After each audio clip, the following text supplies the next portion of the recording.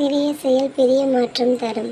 ஒரு பெரிய நகரத்தில் வசிக்கும் தொழிலதிபர் தனது தொழிலுக்காக சிறிய நகரத்திற்கு வந்து தனது தொழிலுக்கான வேலையை முடித்துவிட்டு தனது நகரத்திற்கு திரும்பும்போது ஒரு சிறிய பெண் உதவி கேட்கிறாள். ஐயா, நான் மிகவும் வறுமையில் வாழும் பெண், எனக்காக ஏதாவது உதவி பண்ணுங்க என்று. அதற்கு அவர் பணம் வேண்டுமா இல்லை சிறிய தொழில் செய்ய உதவி பண்ணவா என்று கேட்டார். அந்த பெண், பணம் உதவினா 2-3 நாட்களில் செலவு செஞ்சிடுவேன். நீங்கள் எனக்கு ஒரு சிறிய தொழில் தொடங்கி தாங்க, அதுதான் எனக்கு வாழ்நாள் முழுவதும் வருமானம் ஈட்ட முடியும் என்றாள் அந்த பெண். அவர் தன்னுடைய காரில் அந்த பெண்ணை ஏற்றி அருகில் இருக்கும் ஒரு கடைக்கு கூட்டிக்கிட்டு போனார்.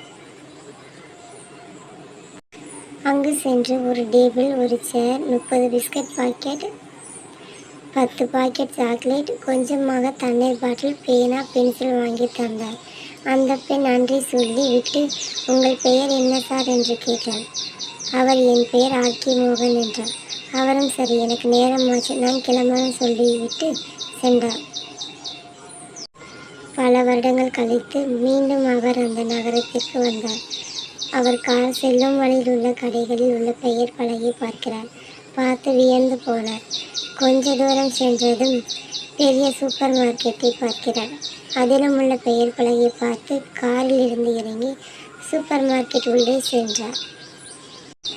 அவர் உள்ளே வருவதை பார்த்த கடை ஓனர் ஓடி வந்து, ஐயா, நான் உங்களை எதிர்பார்க்கல, நீங்கள் வருவீங்கன்னு ஞாபகம் இருக்கா என்னைய என்று அந்த பெண் கேட்டாள். ஆனால் அவருக்கு அவர் அடையாளம் தெரியலை. ஆனால் ஆர்கே மோகன் என்ற பலகை பெயர் மற்றும் ஞாபகம் இருக்குன்னு சொன்னார். அன்று நீங்கள் பண்ணின சிறிய உதவி இன்று எனக்கு ஆலமரமாய் வளர்ந்து இருக்குன்னு அந்த பெண் சொன்னார். நான் பண்ணின சிறிய உதவி, ஆனால் அதை இந்த அளவுக்கு முன்னேறி கொண்டு போனது உன்னுடைய கடின உழைப்பு. சரி, அதெல்லாம் விடு. உன் பெயர் என்னம்மா? என் பெயர் மல்லிகா சார். கடவுள் துணை இருப்பார் உனக்கு. எதற்கு என்னுடைய பெயரை கடைக்கு வச்சிருக்கு? நான் பண்ணின சிறிய உதவிக்காகவா? இல்லை சார், என் வாழ்க்கைக்கு நீங்கள் காட்டின பாதைக்காக தான் சார்.